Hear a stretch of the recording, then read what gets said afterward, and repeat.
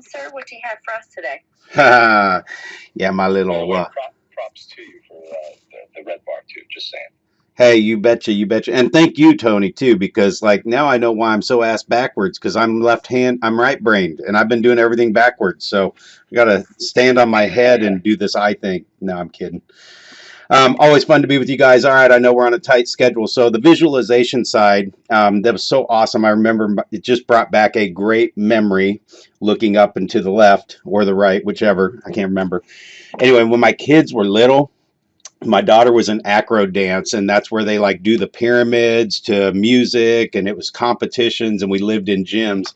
And I remember right before she went on, or when we were driving in the car to the event, I would always say, now close your eyes and just visualize that perfect routine over and over and over again. So they used to make fun of me because they'd like visualize, like the Wayne and Garth, visualize, visualize. And my kids have fun with me as their dad. So not only am I a popcorn, but I'm also a pretty funny dad. And then Zizi reminded me too of just recently my visualization that I still think I'm either 16, 18, or 23 years old, somewhere in that range. And I just spent the last 24, 48 hours putting our house on a Christmas tour that's today for the like 200 people in the neighborhood are coming through, and we're new to the neighborhood. And we basically just decked out the entire house, been going full steam for 48 hours, emptied my garage completely out so I could have one of those really cool speckled floors put in. And that was my get it out of my sight dump zone. And the fact that I was able to move all that stuff, refrigerators, tool benches, all this stuff by myself and not be in the hospital right now at 54 years old is absolutely amazing.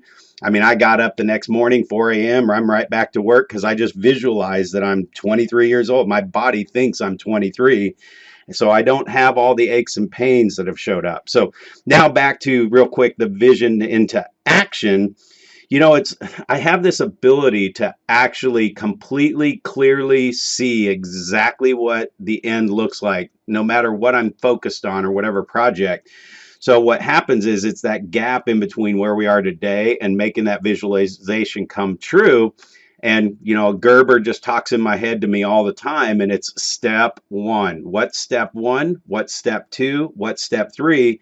And then I create a system for those steps and put the system into play. Like I use campaigns and action plans in my database.